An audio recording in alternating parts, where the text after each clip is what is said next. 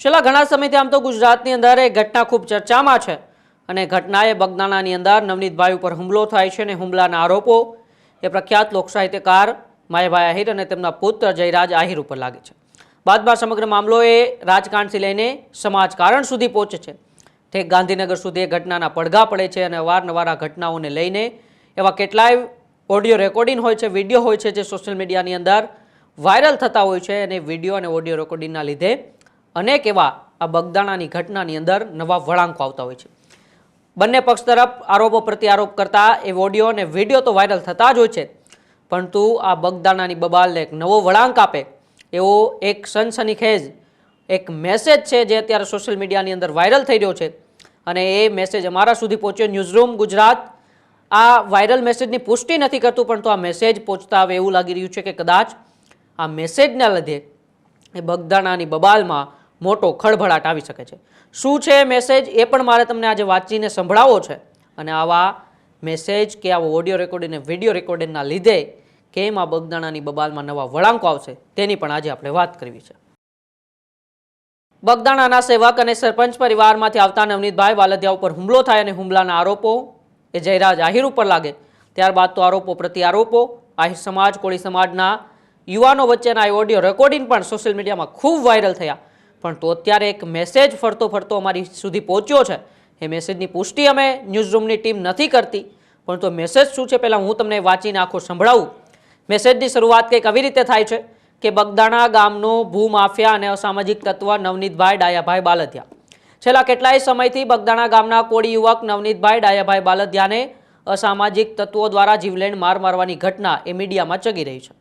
આ વ્યક્તિ પીડિત છે અને એ બાબતે એને ન્યાય મળવો જ જોઈએ, એ પણ એક વાત છે। પણ બીજી વાત, આ વ્યક્તિની આડમાં જ્યારે જાતિવાદી રાજકારણ થઈ રહ્યું છે અને બગદાણા આશ્રમમાં કોઈ દેખીતા કારણ વગર રાજકારણ કરવાનું ષડયંત્ર થઈ રહ્યું છે, ત્યારે પત્રકાર મિત્રોએ આ વ્યક્તિ કોણ છે તેની પણ તપાસ કરવી જોઈએ। એટલે કે કદાચ પત્રકાર મિત્રોને મીડિયાને સંબોધીને મેસેજ લખવામાં આવ્યો હતો, પણ તો એ મેસેજ હવે આગળ વાંચતા બગદાણાથી રતનપર નવાબ ગામ જવાના રસ્તે ગોચરની એક જમીન છે જે હજીરાના નામે ઓળખાય છે, ત્યાં વ્યક્તિએ કબજો કરી લીધેલ છે। કદાચ એનું રહેઠાણ પણ ત્યાં જ છે, કઈ રીતે માલિક બની ગયો એની તપાસ પણ થવી જોઈએ। ત્યાં જ તેનો ઈંટો પાડવાનો ભઠ્ઠો છે। ગામમાં કોઈ પણ સરકારી કોન્ટ્રાક્ટમાં પોતાની જ ઈંટ, રેતી, કપચી વગેરે વાપરે છે, નહીતર કામ રાજકારણ કરી કામ થવા દેતો નથી, તેવી પણ એ મેસેજની અંદર વાત કરી। તો સાથે સાથે બગડ નદીના પાટમાંથી માટી વેકરાનું ગેરકાયદેસર ખનન પણ આ વ્યક્તિ કરી રહ્યો છે। બેડાની પાટીદાર દીકરીના આરોપ તેની આ પ્રવૃત્તિઓ સાથે 100% બંધ બેસતા છે તેવો પણ આરોપ આ મેસેજની અંદર કરવામાં આવ્યો છે। ગામના એક પ્રતિષ્ઠિત વણિકની દુકાનનો ઓટલો દબાણમાં ન આવતો હોવા છતાં, દસ્તાવેજમાં દેખાડેલ હોવા છતાં માત્ર તે પોતાની ધાક જમાવા તે ઓટલો પણ તોડાવી નાખેલ છે। ગામ એની કેવી રંજાડ છે એ પીડિતને ત્યાં જઈને પૂછો તો કહેશે। પોતે કોઈ સરકારી કે બંધારણીય હોદ્દા પર નથી, છતાં બગદાણાના સરપંચ તરીકે પોતાને ઓળખવાની ગેરકાયદેસર પ્રવૃત્તિ કરીને ગેરલાભ પણ લે છે। તેની આવી ગેરપ્રવૃત્તિઓના લીધે બગદાણા ગામને કોળી સમાજને જ અને પોતાને આગેવાન તરીકે સ્વીકારતી નથી। જો સ્વીકારતી હોય તો સમાજે એ વિચારવા જેવી બાબત પણ છે। બગદાણા આશ્રમમાં સેંકડો સેવા મંડળના હજારો લાખો સ્વયંસેવકો છે, તે પૈકી બગદાણા ગામના પણ અનેક સેવા મંડળો ચાલે છે। આ મંડળ પૈકીના કોઈ એકનો તે સ્વયંસેવક છે, પણ સેવાના નામે તે ગામનું ગંદુ રાજકારણ આશ્રમમાં ઘુસાડવાની તે કોશિશ કરી રહ્યો છે। આશ્રમના પ્રતિષ્ઠિત સ્વયંસેવકો પાસેથી ₹13 લાખ સરકારી ગ્રાન્ટ આવે ત્યારે પાછા આપી દેવાની શરતે બગદાણા ગામમાં કામ કરાવવાના નામે તેઓ લઈ ગયેલ છે, જે ગ્રાન્ટ આવી ગયા બાદ હજુ સુધી કોઈને પરત કરેલ નથી। કદાચ ટ્રેક્ટર લઈ લીધેના સમાચાર પણ સામે આવ્યા છે। બગદાણા ગ્રામ પંચાયતમાં જઈને કોઈ જાગૃત નાગરિક તપાસ કરે તો આ વ્યક્તિ સહિત તેની આખી ગેંગના કાળા કામનો પર્દાફાશ થઈ શકે એમ છે। પૂજ્ય બજરંગદાસ બાપા આવ્યા એ સમયે બગદાણા ગામમાં અનાજ દળવાની ઘંટી પણ નહોતી, લોકોને અનાજ દળાવવા પણ બાજુના ગામમાં મોણ પર કે ટીટોડિયા જવું પડતું।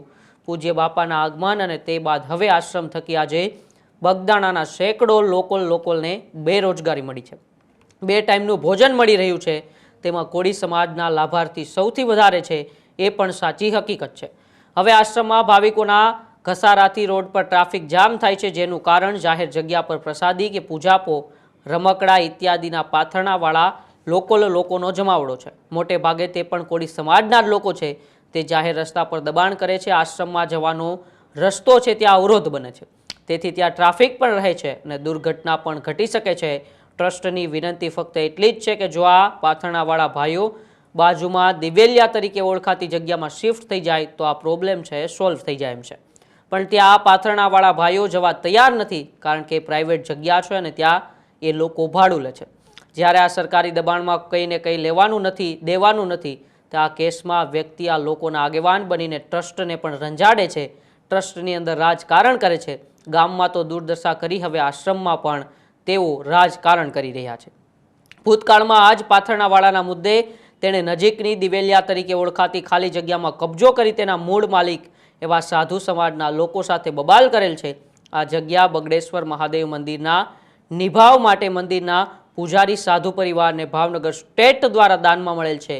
ત્યારે આ નવનીતે પાથરણાવાળાના મુદ્દે રાજકારણ કરી કબજો કરાવવાનો પ્રયાસ કરેલ છે, પણ સાધુ સમાજે કાનૂની લડત આપતા કલેક્ટર કચેરીમાંથી સાધુ સમાજના હક અબાધિત રહેતા તે કંઈ કરી શકેલ નથી. આ મુદ્દે સાધુ સમાજના લોકોને ખૂબ હેરાનગતિ પણ થયેલ છે, જેની પણ ઊંડાણથી વિગત ગામમાં તપાસ કરતા મળી શકે છે. આ સિવાય પણ કરમદિયા રોડ પર આવેલ તેની વાડી કે જ્યાં બાગ તરીકે ઓળખાય છે, તે આજકાલ ગેરપ્રવૃત્તિઓ માટે વિખ્યાત છે. ગામના જ એક અત્યંત ગરીબ બ્રાહ્મણની યુવતી પર તે વર્ષોથી અત્યાચાર કરી રહ્યો છે. આવા વ્યક્તિને જો કોળી સમાજના આગેવાન, સરપંચ અને રાજકારણ કરવા માગતા હોય તો કોળી સમાજ સહિત સૌ સમાજે વિચારવું રહ્યું કે આપણે કઈ દિશા તરફ જઈ રહ્યા છીએ.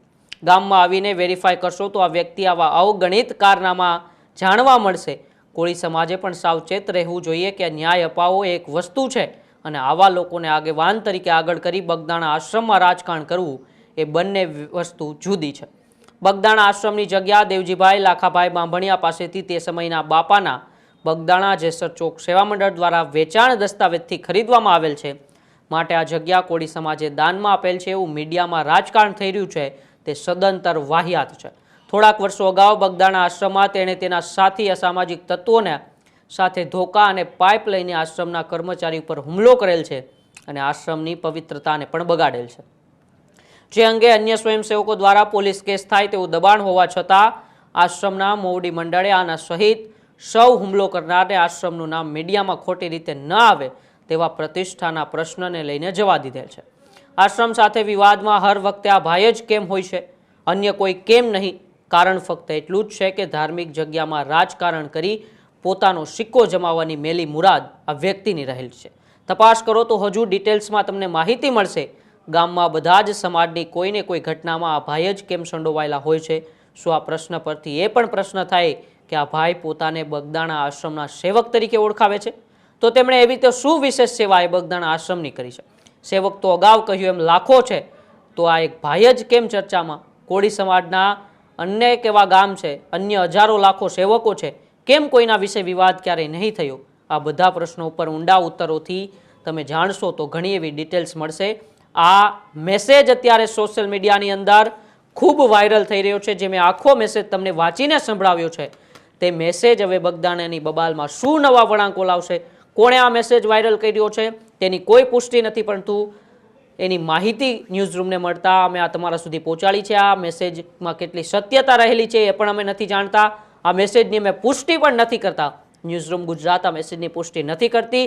હજુ એક વખત હું ચોખવટ કરીને તમને વાત કરું છું, પરંતુ આ મેસેજથી ચોક્કસ બગદાણાની બબાલમાં નવા વળાંકો આવશે એવું આપણે કહી શકીએ છીએ. આવી જ નવી માહિતી સાથે તમે અમારા સાથે જોડાયેલા રહેજો. જોતા રહો ન્યૂઝરૂમ ગુજરાત, ગુજરાતનો ગર્જનાદ. નમસ્કાર.